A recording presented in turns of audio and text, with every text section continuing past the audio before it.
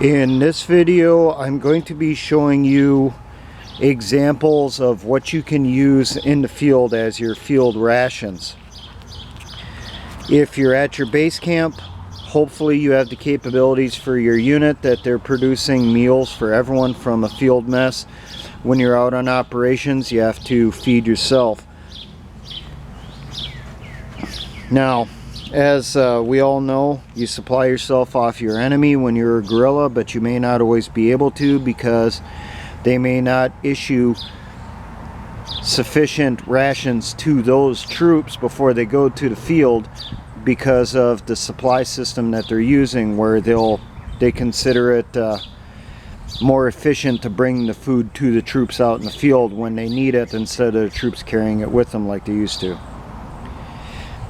Now, before you start choosing out your food that you're going to carry with you, figure out what your dietary requirements are. You may require, more vitamins or more carbohydrates or more proteins. Each person's different. For calorie count per person, you typically require for an adult between 2,000 to 2,500 calories per day. The military has found in research that troops in the field can easily go through 3,000 to 5,000 calories per day because of activities such as patrolling, putting in obstacles, and so forth. It's more strenuous, so your body uses a lot more calories, and your body will be using up a lot more salts and sweating it out, so that's taken into consideration when they produce their rations. Now, the first examples I have here is the number one thing everyone ever thinks of is MREs, or meals ready to eat. I have here two examples. A military issue MRE. I will say this, if you get these, especially individually, one at a time or a small number at a time, not a full case, mark the date on the back, the month and the year of when you got it, so that when you're going through, you're choosing your next round of rations for use in the field or for training, you go through, you grab the older ones first. This is an example of a civilian MRE. The entree comes from one of the companies that makes them for the military. If you actually look at the bottom of this package here, it's made by Ameriqual that also made this entree. These are cheaper, but they also typically do not have as much inside them. So if you go this route, you're probably going to want to supplement your meal with additional items. Now, another option you can get is foreign rations. There are a bunch of them on the market. It just depends as to which ones are for sale at which time. This is a Korean Army type. This is actually a civilian version of the Korean Army one. When I was overseas, these were very popular with our troops. Our guys used to trade their MREs for these, mainly as something different than what they usually get. Now, inside these, there will be a sauce packet. What you do with these meals, you heat up water, put it inside, let them sit for 10 minutes, so it soaks up water just like a regular freeze-dried pouch here in the US. Then you add the sauce packet. If that meal comes with red pepper paste or gochugaru, only add between half to 2/3 of the packet in there right away. Then mix it up, taste it. If you want it a little spicier, add more. If you add the full sauce packet right away, it does get pretty spicy, does get pretty hot right off the bat. Now, the next item is a thing that I've been pushing more in my unit, and that is freeze-dried meals. These are a lot more lightweight. There's a lot of variation on them in the market. Both of these are made by the same company, Oregon Freeze-Dried Foods. They're the ones that produce Mountain House, and they also produce the LRP MCW rations for the military, the Long Range Patrol Mountain Cold Weather rations. Now, a bit of history for those that do not know. Oregon freeze-dried foods is the originator of freeze-dried foods for meals, especially for rations. They're the ones that came up with them, marketed them to the Army during Vietnam. The Army liked them, the troops liked them, they were extremely popular. When the war ended, the company was left with a lot of food still on the shelves that the military didn't want anymore, so they repackaged it and sold it as camping food or hiking food. Then survivalists came across it and it's taken off from there. The Army still buys these rations from the same company because it's one that they trust. They know what they're doing. They're the originator. They're the ones that come up with the best ideas and a lot of the best entrees and side dishes for freeze-dried foods. They are considered the gold standard in the market. Now, if you want a little bit more variety, you can go with grocery items. The first thing I'm going to show you here is corned beef. Now, for those that aren't aware, during World War I, this was a main issue item for a lot of militaries. Look up trench stew. It's a very common meal that the troops produced back then using canned corned beef and whatever they could find. This is still a viable option. These cans are not cheap though. They can go between $4 to $6 a piece. You can also get bunt-sized cans of vegetables like sauerkraut. You can also get cans of fruit the same size. You can get full entrees like your Chef Boyardee meals, your SpaghettiOs and stuff. Now, something that's appearing more and more on the market, they've been around for a while, but there's getting to be a lot more variation on it, and that's these foil packed meals and entrees. You can pretty much find a rice meal in whatever flavor or style you want. You can also find your pasta meals in pretty much any style that you want. Meats, you can find chicken, you can find tuna, you can find Spam, pretty much anything. Another thing that's becoming more common, more popular is the box bacon. This does not need to be cooked. If you want it to be a little bit crispier, you can cook it in your mess kit. Otherwise, just open up the package and start eating it. It does taste a little greasy then, but it's already cooked. You're just fine. You also have your old standby here, ramen noodles. These are still popular in the military and with campers because they're lightweight and they provide a lot of carbohydrates.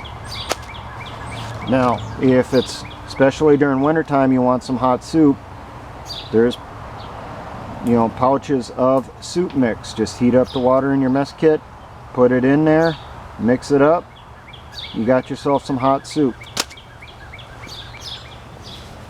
Now, another thing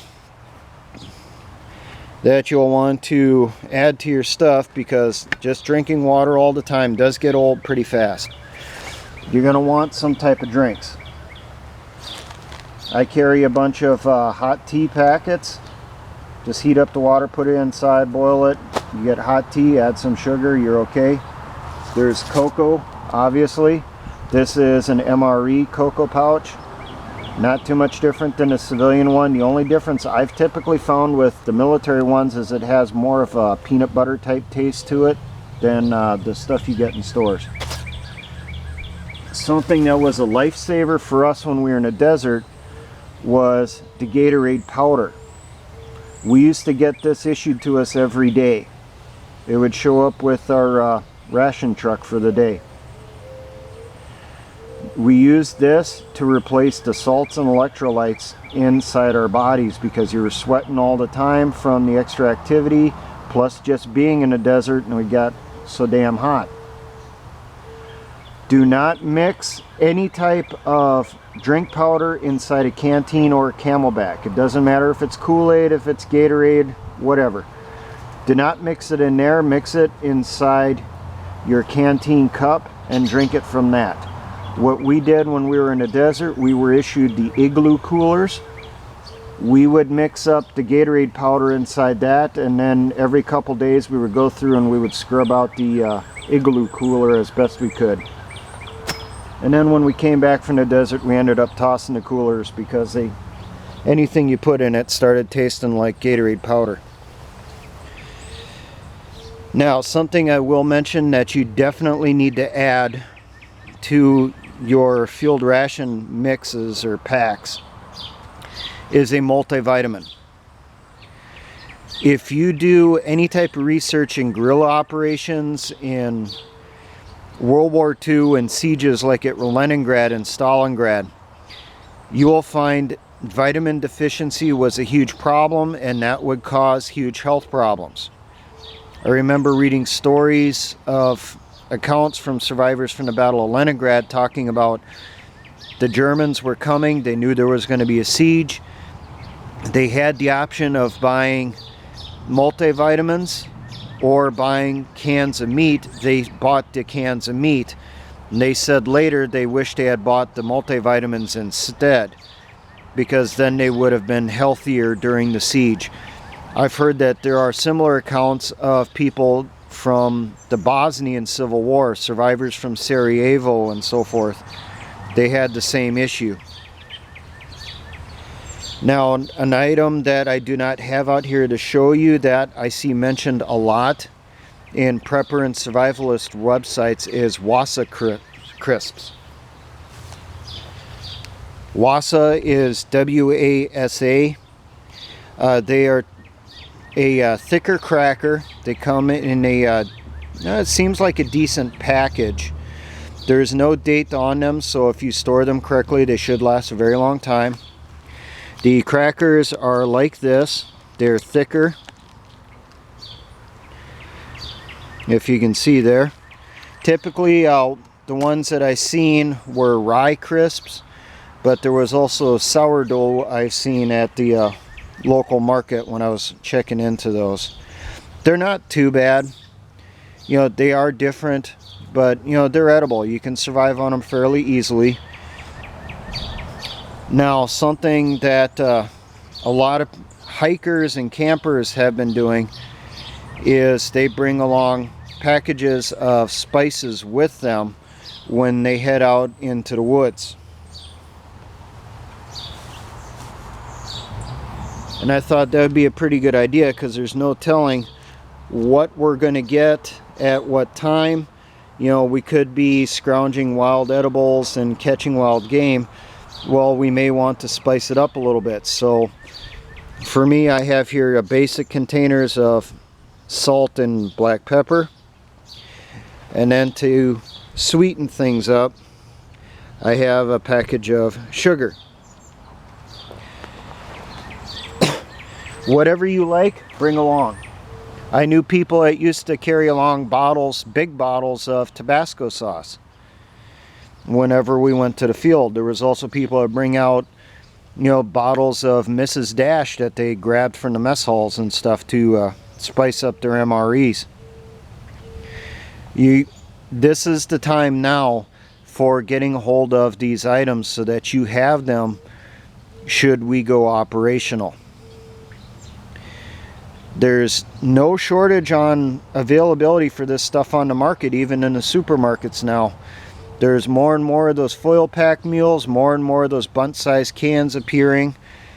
One thing that I don't have down here that I really should have is small cans of condensed milk. They're bunt-sized cans, the size of the pasta can that I showed you here a couple minutes ago.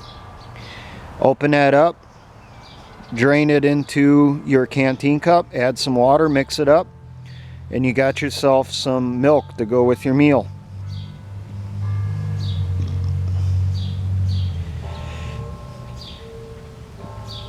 Hopefully I'm getting you thinking and getting an idea of what you want to eat when you're out in the field.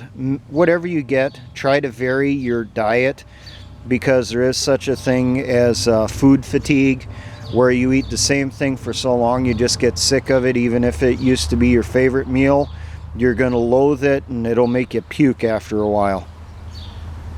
Now, for all my engineer brothers in the Patriot and Militia movement, always remember, essayons.